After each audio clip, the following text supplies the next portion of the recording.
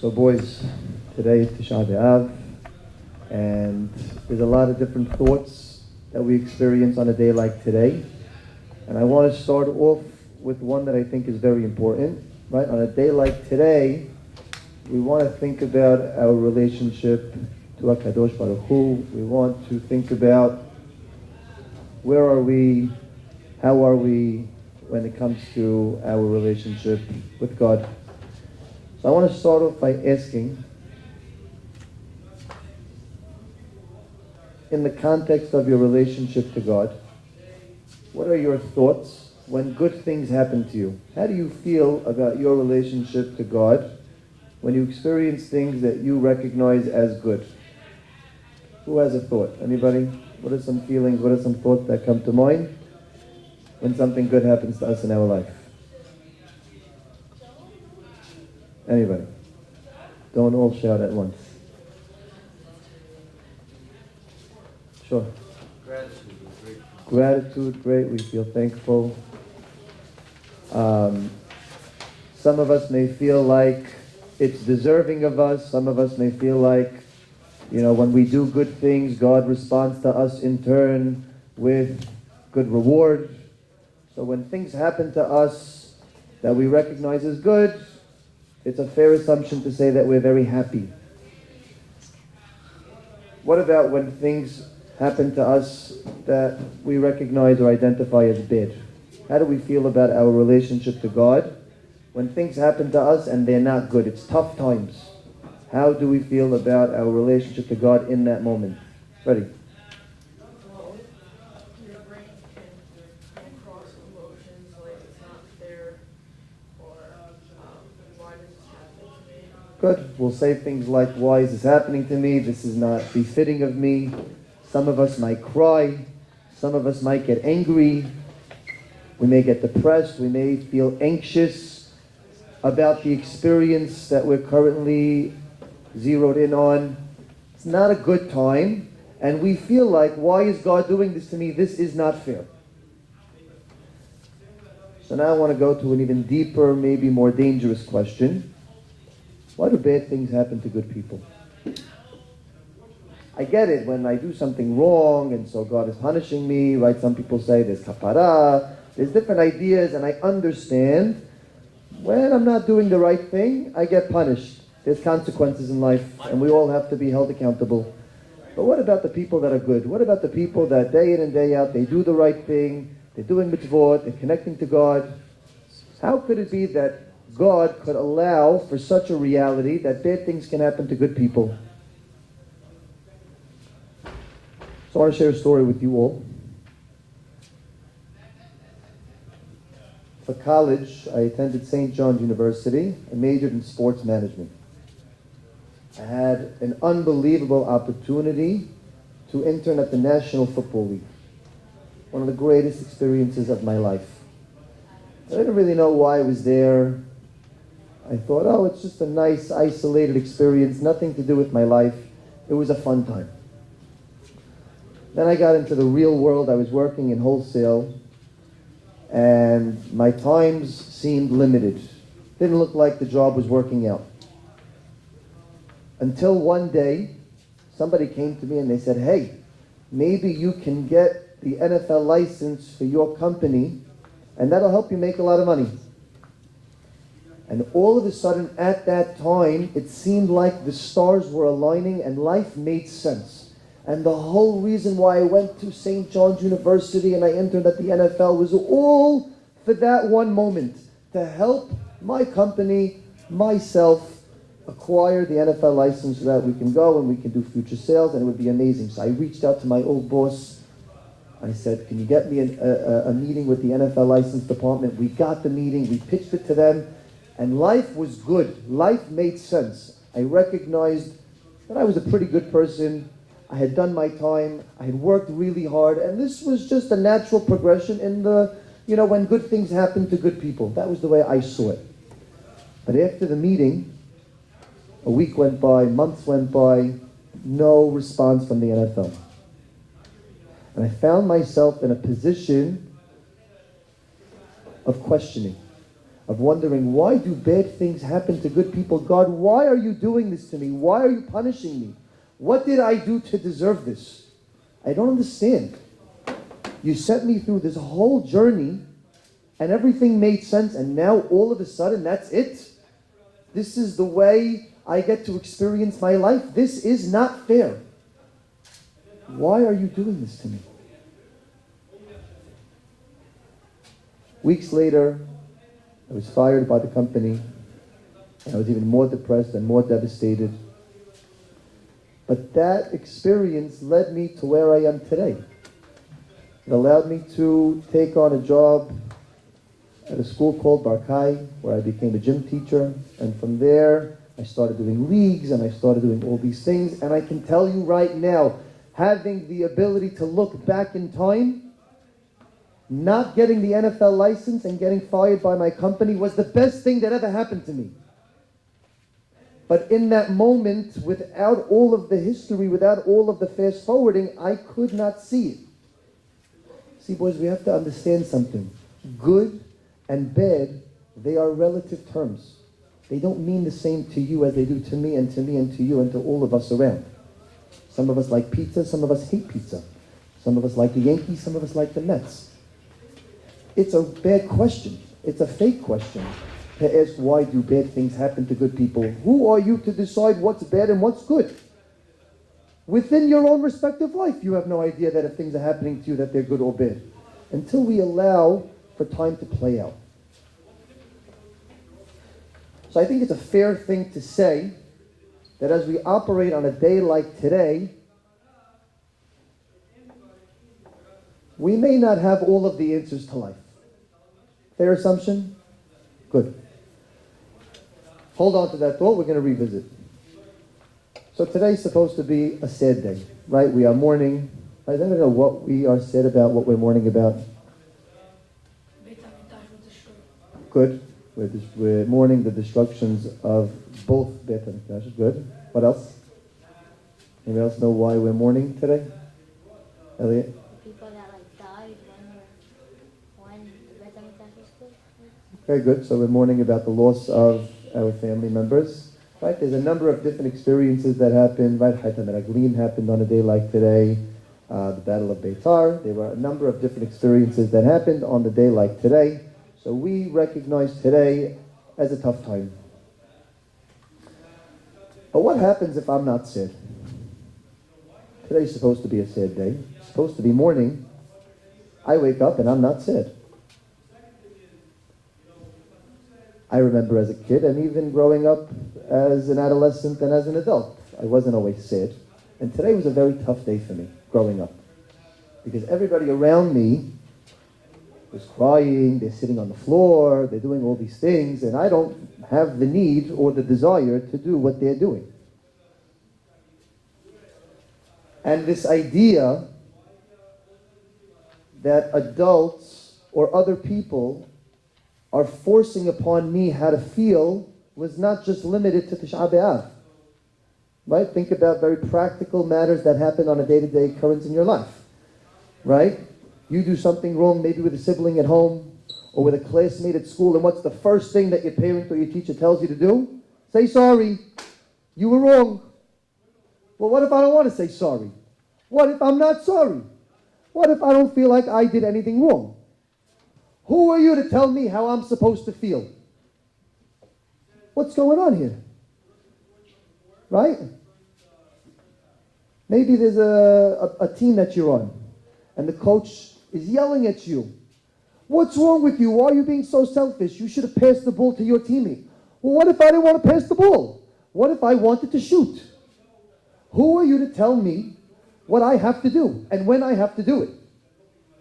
It feels like this is a constant theme in our life, that other people and other external forces are imposing upon us how we're supposed to feel. And today, a day like Tish'a BeAb is one of those days.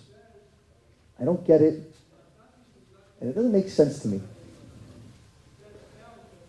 And I want to help us understand maybe why that's happening, and what are some strategies we can do to make the day more meaningful, because a day like today where I'm supposed to feel sad and there's this disconnect, it's not a meaningful day to me. It's not a day that I want to even experience.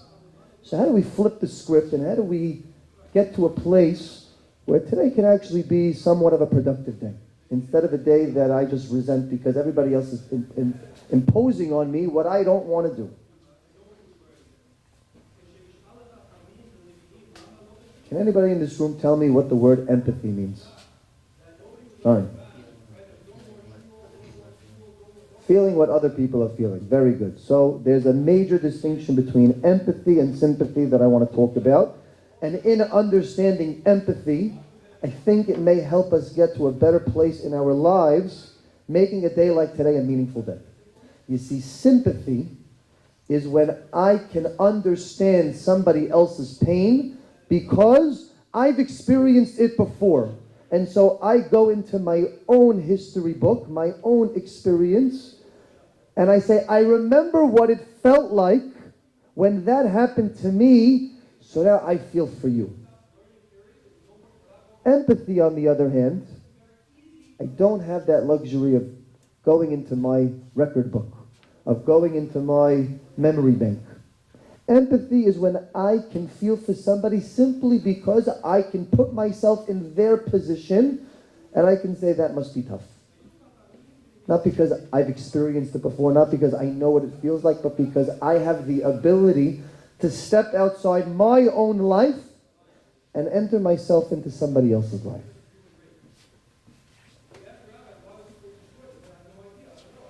This past year, I mentioned the story to my boys at Barkai, I'll repeat it again.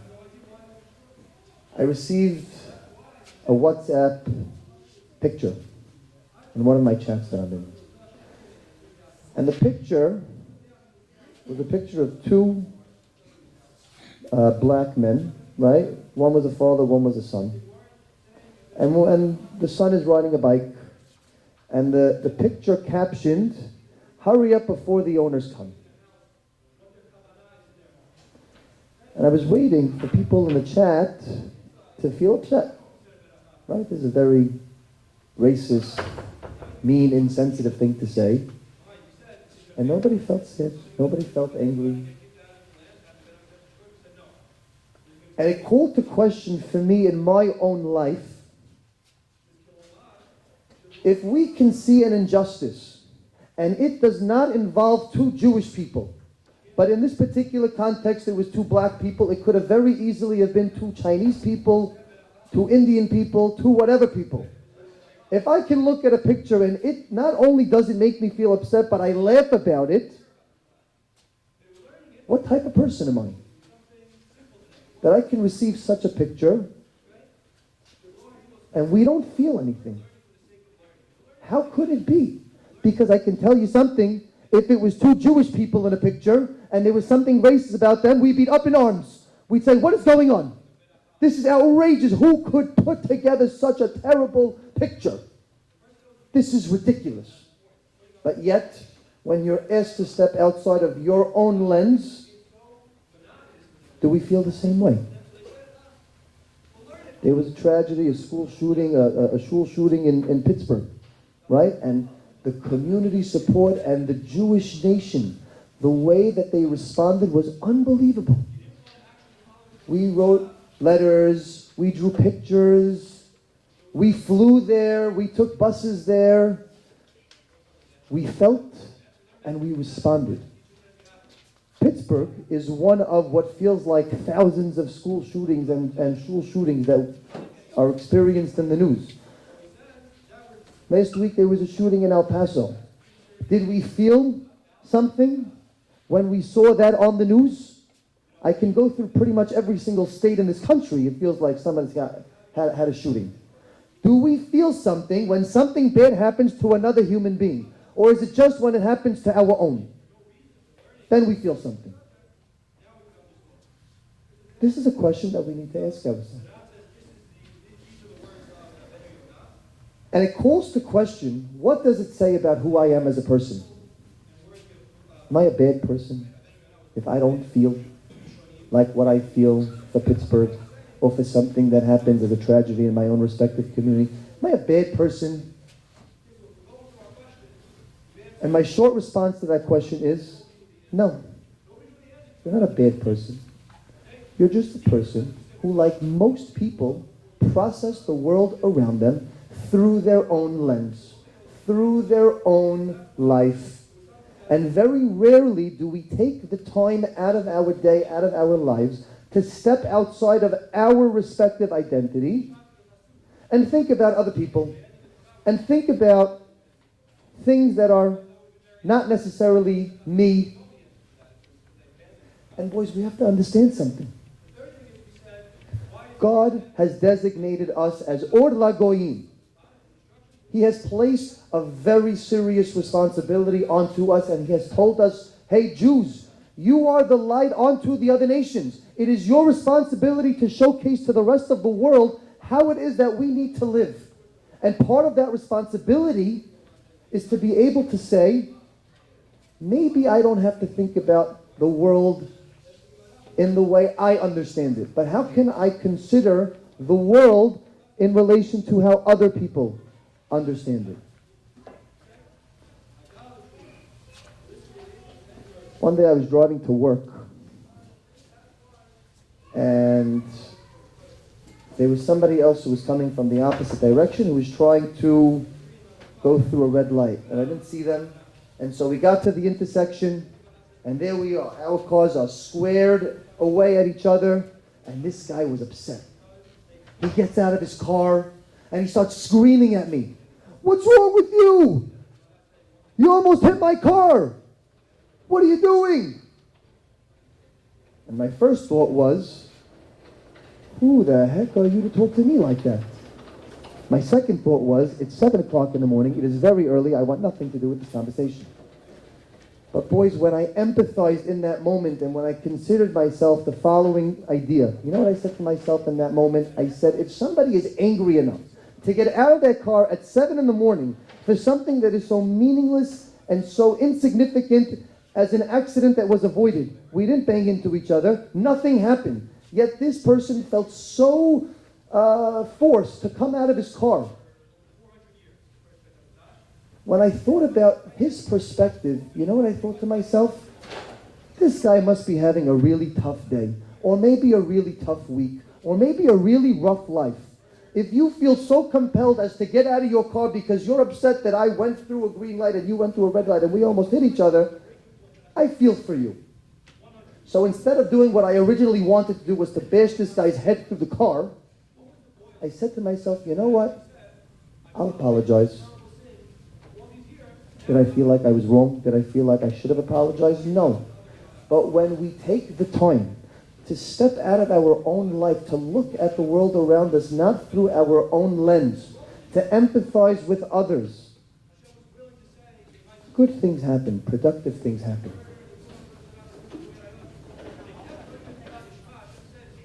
Anybody who's been on any of my... Sure. But if you didn't address it, if you didn't tell him or bring to light that he went through the red light, then he's going to do it tomorrow and cause danger to the next group of people that are going to be on the streets with him. So I completely agree with that response. It's a positive. It's something life-threatening, dangerous to the people around. So I think at that time, I'm evaluating what good can result from whatever action I'm going to now commit. If I genuinely feel like I can connect to a person to help make meaningful change, I'm right there, I'll do it. But if I'm recognizing a situation where I'm trying to make the best of it, clearly there's an irrational person who's not willing to use logic and to have a productive and meaningful conversation, trying to make the best of the circumstance, you know what? I come to a realization that I can't control other people, I can only control myself. And so I hear you, and that is a good point, and I definitely want to do my part to make this world a better place. At that moment, I felt like that's what I was doing, but I was only able to get there because of my ability to think about that person's life. What must he be going through if he's so angry and violent enough to get out of his car at 7 in the morning to yell at me?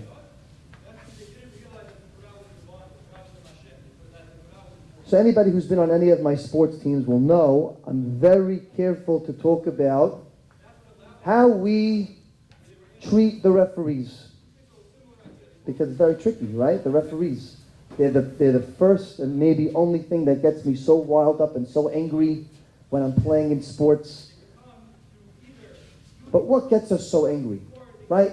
We go for a layup, we get fouled, we clearly recognize that reality is I was fouled. Somebody wronged me. And what drives us crazy?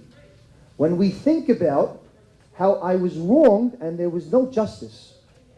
Hey ref, where's the call? Are you blind? Do I need to buy you some prescription glasses? What is wrong with you? Where's the call? You know what's going on in that moment? The same issue that's happening on a day like today, on Tish'a BeAb, when we're not sick. We are thinking about life through our own lens, the way we understand it. And we have to come to terms with the fact that sometimes what we understand is a bit limited. And if you want to get a good call in a sports game, you know what you should start doing? Start thinking about the referee's perspective. Start asking him questions. Hey ref, what did you see? What types of calls do you usually make in your games? When you are willing to be vulnerable enough to step outside of your own respective life, and you can say to yourself, maybe it's not just about me. There are other people in this world that I have to consider. Let me start thinking about how they process the world around them. And when I start to harmonize my perspective, the referee's perspective, my teacher's perspective, my parents' perspective, my friends, when I can start to put them together like a puzzle, that's when life starts to make sense. But it's only when you're willing to step outside of your own life and look through another lens that is not yours. So how do we make a day like today meaningful and productive? Right, let's just talk about where we are right now. It's a sad day. We're supposed to be mourning. We spoke about the different tragedies that happened today. I woke up today, right? Maybe I'm one of you right now, and I wasn't so sad. Another difficulty about this day is Coach Aaron has now made me aware that I don't really know anything anymore. And everything that I thought I knew, I don't. So what do? How do we make today meaningful? So number one is we have to be willing to let go of this idea that I know everything. That I hold all of the answers to life, and I know what should be happening to me, and I know what should not be happening to me. When I can come to terms with the fact that maybe, just maybe, there are some ideas that I am not privy to in my life today, it allows me to be vulnerable enough to say, maybe there is something to this day. I don't know what it is, but I'm willing to give it a chance. Because if I can at least get to that level, guess what? Today is not going to be a meaningful day. Because what do? We wake up and we say, nope, the way I understand it, there's no point. Today's not a sad day, I'm happy today. And so because the world around me doesn't fit into the way I think about life, tough times, not for me. When I'm willing to say maybe it's something on me, maybe it's a reflection about who I am and where I currently stand today, and there is something there, I just don't know what it is. It allows me to at least get to a place where I can give it a chance. And so there are certain restrictions for the day that allow me to remind myself that today is a sad day. Does anybody in this room know what those restrictions are? What are some restrictions? Throw them out. Ray. Fasting. So we fast, right? We abstain from physical pleasure, so we don't eat. Ronnie? We don't wear leather shoes, right? Clear distinction. We could wear leather belts. We could wear leather anything, just shoes we don't wear. Good. Jacob? We don't listen to music. What else? Moshe? We don't shower, we don't wash, right? When you wash, it's up to your knuckles. We stay away from washing. Good. Anybody else? So there's another one that we stay away from, yeah? Good. So no lotions, no perfumes. Very good. So that's part of the physical pleasure. There's another one that I never really understood, and it really upset me growing up because I didn't understand why people were ignoring me when I walked into shul. We don't greet people on a day like today. We refrain from saying hello. We refrain from our usual greetings that we will give to people when we see them because we're so excited that maybe we haven't seen them in a long time. So for my students who are sitting in the room, if I didn't greet you, it's not because I don't like you anymore. It's because on a day like today, we just alter the way that we usually greet people. But boys, all of these ideas, all of these restrictions and limitations, these are our constant reminders about what today is supposed to be about. When I don't eat and I get hungry, that's a reminder to me that, hey, today is not supposed to be such a happy day. When I want to brush my teeth or when I want to shower and I can't do it, that's a reminder, hey, today is not such a great day. Today's a tough time. So that's great, and that's there. And for all of us, we can use them universally. But I want to add one more strategy that I personally use. And in order for you to understand my strategy, I need you to understand a little bit of my life. See, growing up was a tough life. My parents were divorced at a very young age. And the last time I saw my father, I was 15 years old. So I'm now 30. It's been 15 years. And on a day like today, when I need to remind myself just how tough times it is, I go back into my own respective memory bank and I reflect and I remember different times in my life, specifically what it was like growing up at home, specifically what it was like to recognize that my father wasn't around for me when all my friends had their fathers around for them.